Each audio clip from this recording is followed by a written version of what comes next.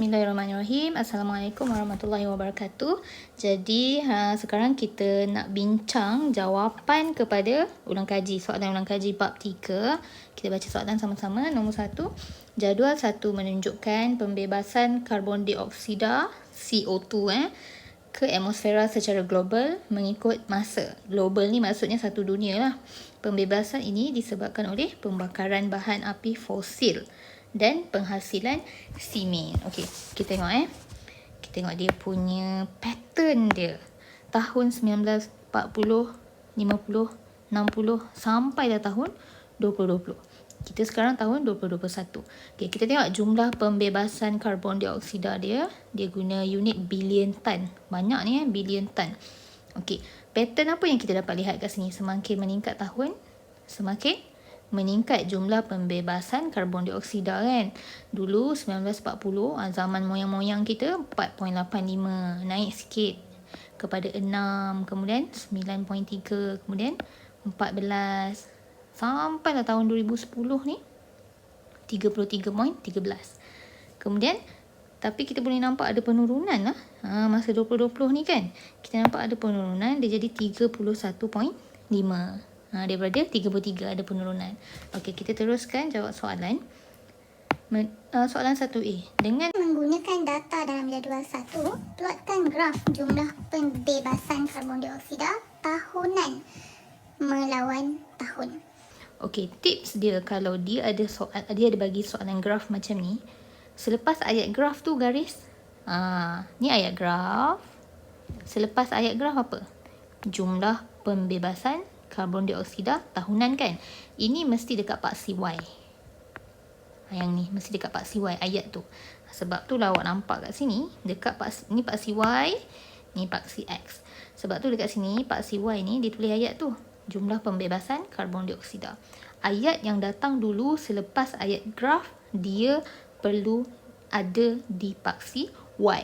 Kemudian kita tengok pasti dia akan guna ayat melawan. Melawan tu maksudnya geng dia lah di paksi X. Sekarang di paksi X adalah tahun. Selepas ayat melawan apa dia? Tahun kan. Jadi tahun tu lah di paksi X. Okey, sekarang kita buat graf. Dia suruh plot kan. Okey, dia dah bagi set-set tahun 1940. Kita tengok 1940 jumlah dia 4.85.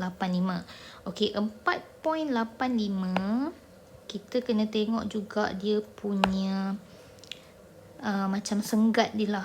Okey, dekat graf ni belah kiri. Semua tengok kat sini senggat dia belah kiri. 0, 5, 10, 15. Faham kan? Takat tu faham. Dia kira kotak ni. Kalau awak perasan kotak ni 1 kotak, 2 kotak, 3 kotak, 4 kotak, 5 kotak. Nampak tak? Jadi setiap satu kotak kecil ni dikira sebagai satu. Dapat Okey, sekarang jom kita buat graf.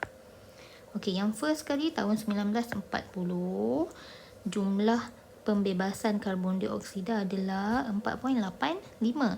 Tetapi anak-anak mustahil lah untuk kita plot 4.85. Sebab apa? Sebab ni 1, ni 2, 3, 4. Mana nak dapat 0.85? Jadi cikgu galakkan bundar kepada satu titik perpuluhan, dia akan jadi 4.9, betul? Jadi maksudnya dia dekat-dekat dengan 5 tapi belum sampai 5 kan. Jadi kita buat macam tu lah. Kita buat dia dekat-dekat dengan 5 tapi dia belum sampai 5. Buat kat sini.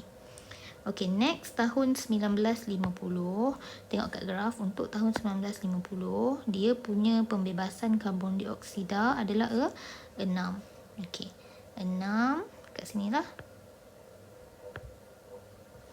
Next 1960 dia punya pembebasan karbon dia 9.33. Okey, ni 10. 9 dekat mana kalau itu 10? Awak kira je, senang je kira. 9.33 macam ni lah. Dia dekat tengah, anggap dekat tengah-tengah.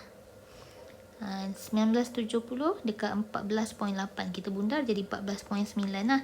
Ini 15, betul. Jadi 14 di bawah dia kan. Ini buat bawah. Buat macam tengah-tengah lah antara 14 dengan 15 tu. Kemudian kita tengok tahun 1980. Ni 1980. Dia punya pembebasan 19.37.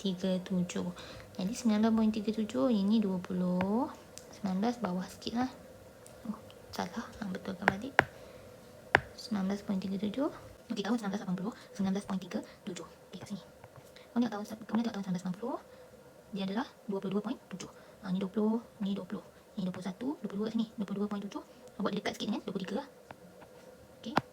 Senang je ni anak-anak. Ni basic ni. Kamu tak tahulah Ni tahun 2000, 25.12. Plot dia macam biasa. Kemudian tahun 2010, 33.13. Tahun 2023, 31.5. Okey. Kemudian apa kita kena buat? Kita kena sambungkan titik. Senang je sambungkan titik. Sambung saja. Sambung titik. Cikgu nak guna warna kuning.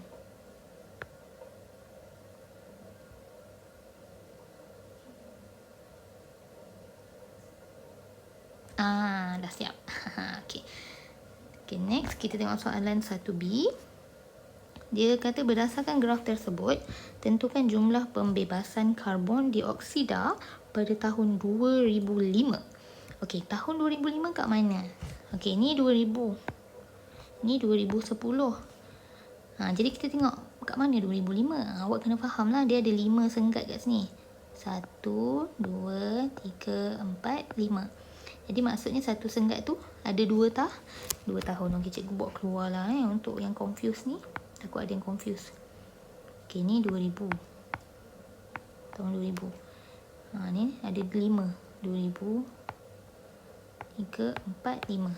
Kelima tu adalah 2010. Jadi maksudnya kat sini 2 lah. 2002. Ni 2004. Ni 2006. Ni 2008. Ni 2010 yang ujung sekali. Jadi 2005 of course dia ada dekat tengah. Dekat tengah-tengah. Okey. Dia berada di tengah-tengah. Kita padam balik. Cikgu nak trace dengan pen warna biru. Kita ambil ruler. Okey, kita ambil ruler. Kita garis. Okey, 2005 adalah di tengah-tengah antara tahun 2000 dan juga 2010.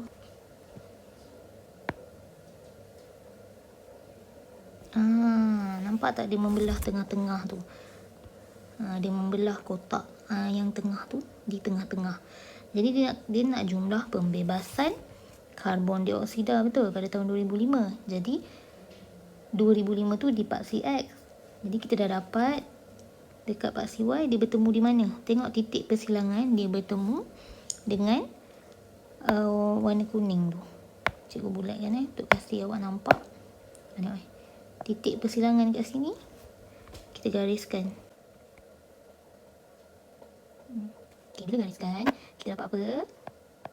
Kita dapat, tengok itu dia. Berapa tu tak? 25, 26, 27, 28. Jadi jumlah dia, jumlah pembebasan karbon dioksida pada tahun 2005 adalah 28. Itu jawapan dia. 28 bilion tan. Jangan lupa dia punya unit. Okey, senang kan? Okay, next ditanya, pada pendapat anda, mengapakah pembebasan karbon dioksida menurun pada tahun 2020? Macam kita tahu kan, kita kan pandemik. Orang tak keluar rumah. Kan, bila kena berkurung, kena lockdown, tak dapat bawa kereta, tak dapat pergi camping, tak dapat pergi mandi sungai. Jadi kurang pencemaran. Dan kalau kita cakap pasal soalan ni, dia berkaitan dengan bahan api fosil. Dia lebih kepada kenderaan lah selalunya. Kenderaan atau kilang-kilang kan, asas-asas kilang. Jadi bila kurangnya aktiviti manusia akibat pandemik, pembebasan karbon dioksida juga akan berkurangan. Jadi kita boleh kata kurangnya aktiviti manusia kerana pandemik. Kita boleh sambungkan aktiviti manusia kerana pandemik. Kemudian next question, kita tengok C. Mengapakah pembebasan karbon dioksida meningkat dengan pesat sejak kebelakangan ini? Okey. Kenapa macam makin lama makin menjadi-jadi kan peningkatan karbon dioksida tu. Tapi jadi antara sebab utamanya adalah industri automotif. Automotif tu apa? Kereta lah. Industri yang berkaitan dengan kereta, yang buat-buat kereta ni dia berkembang dengan pesat. Kemudian kita tengok orang Malaysia pula, kalau industri automotif Malaysia pula dia berusaha mengeluarkan kereta-kereta yang mampu milik, motor-motor yang mampu milik. Jadi itulah menyebabkan banyaknya berlaku pembebasan karbon dioksida, kerana industri automotif sememangnya makin lama makin berkembang dengan pesat selari dengan perkembangan dan kemajuan teknologi. Settle, senang kan? Bahagian A dah settle, sekarang kita buat soalan bahagian B.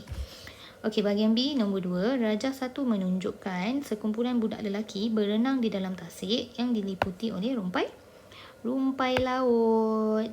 Awak boleh tengok gambar tu, dia berenang dalam tu. Hebat ya. Adik siapa ni? Jadi dia kata apa yang berlaku pada tasik ni, banyak rumpai laut ni. Hijau ni. Cuma gambar ni black and white. Jadi bila terlalu banyak pertumbuhan alga ataupun pertumbuhan pokok, pertumbuhan alga lah dalam tasik tu, kita panggil dia eutrofikasi. Okay, next. Dia kata apa punca berlaku eutrofikasi? Eutrofikasi awak hafal satu ni senang, penggunaan baja sebenarnya. Penggunaan baja-baja pertanian tu. Tapi terutamanya penggunaan baja nitrat dan fosfat yang berlebihan. Pakai sikit tak apa. Bila berlebihan, dia menyebabkan kesan yang tak baik kepada alam sekitar. Sebab bila kita baja pokok-pokok kita tu, kan baja tu masuk dalam pokok, akan masuk dalam tanah kan. Kemudian air baja tu akan mengalir ke tasik dan sungai yang berhampiran. Dia akan menyebabkan tasik-tasik yang ada pokok tu makin subur, pokok-pokok dalam tasik tu. Sebab dia dapat baja juga kan. Jadi dia pun tumbuh dengan sangat pesat sampai menutupi permukaan tasik. Bila permukaan tasik tu dah tertutup, organisma dalam tasik tu yang bawah tu tak dapat cahaya matahari. Betul tak? Ikan kat dalam dah jadi kurang oksigen. Tumbuhan lain yang dekat bawah tu tak dapat cahaya matahari. Jadi dia akan mati. Itulah menyebabkan kesan yang sebaliknya. Kesan yang tak baik lah. Okay. Kemudian C, nyatakan 2 kesan yang akan berlaku kalau kita tak rawat eutrofikasi. Okay. Antara kesannya adalah kita akan ada risiko untuk kehilangan sumber air bersih. Okey, kehilangan sumber air bersih.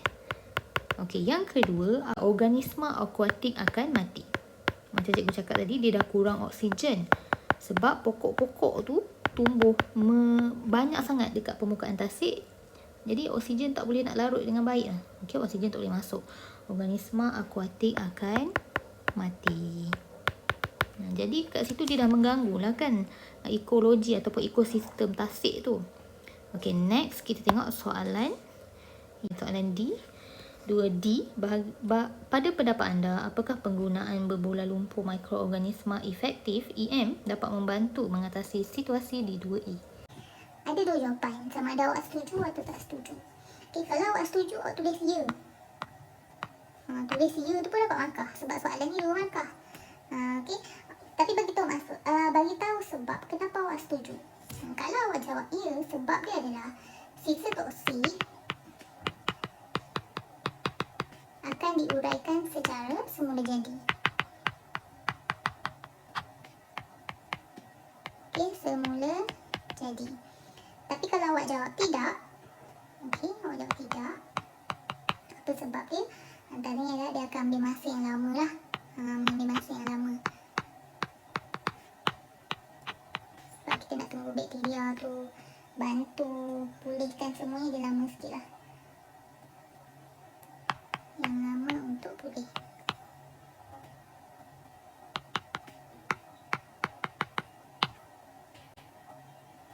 Okey, itu saja untuk bab 3 soalan ulang kaji. Cikgu harap awak boleh ingatlah sikit-sikit point kan. Daripada tak buat langsung kan, at least ingatlah sikit-sikit. Contohnya orang yang tak pernah dengar, yang dah lupa apa itu eutrofikasi, at least dia selak lah sikit buku, tengok buku teks tu apa eutrofikasi, ingatlah balik kan. Kemudian EM tu pun penting. Yang berbola lumpur mikroorganisma ada dalam buku teks. Awak boleh cari dalam buku teks apa itu EM untuk yang dah lupa. Okey, kita kena berusaha untuk sesuatu. Jadi, usaha. Okey, itu saja. Assalamualaikum.